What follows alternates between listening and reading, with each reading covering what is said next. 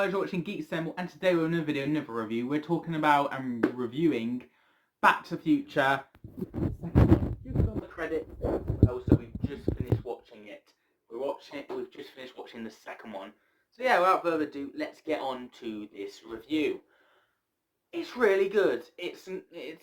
I'm saying on the same level as the first one. I think they're equally as good as each other. Really enjoy it. And yeah, let's get on to it. So we have Marty McFly gone to the future with his girl. His girl can't take it. She's talking too much. Marty McFly, so Doc just goes, and she just falls asleep, leaving her to get picked up by police and sent to her future home. We get onto her later.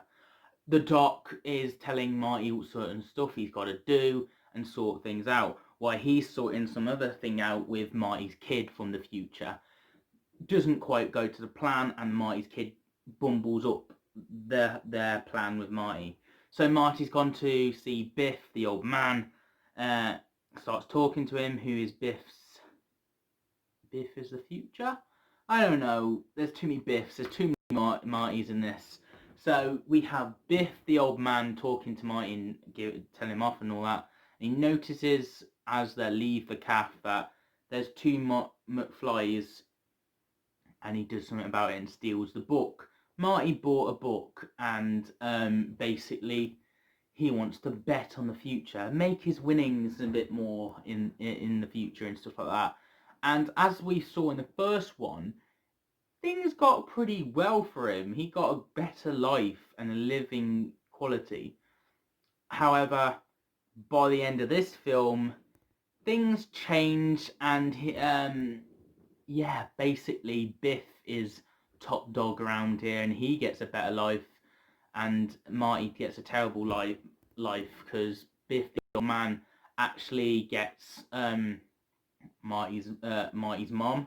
The dad dies, and the kids all sent off and struggling in debt and stuff like that. So yeah, it's not a good life to be a McFly, and yeah, we have that going on. Then we also, because it's the same time period as the first film, we have certain scenes that are played out from the first film, but in different aspects, which I love how much they went into detail with that.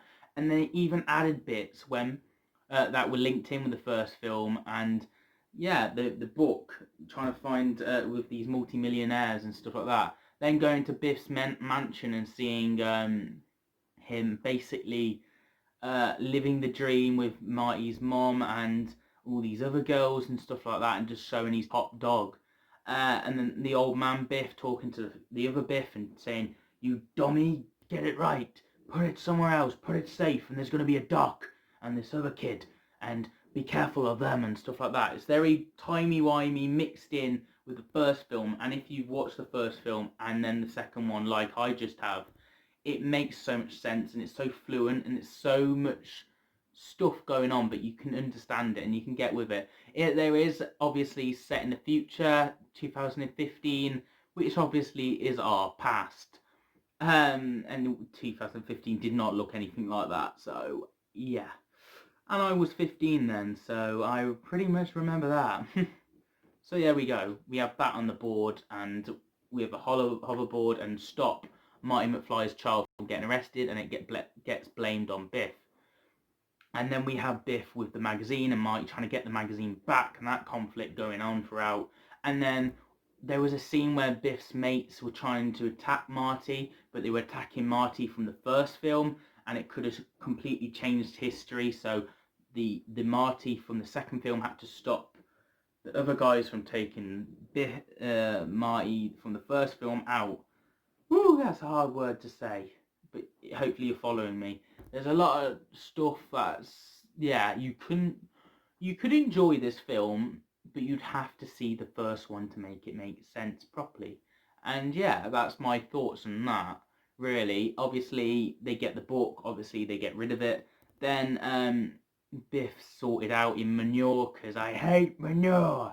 And Marty gets to live out what he's meant to live out. However, the other Marty's stuck in the past, The second Marty, he's stuck in the past, and the Doc is presumably dead in a way.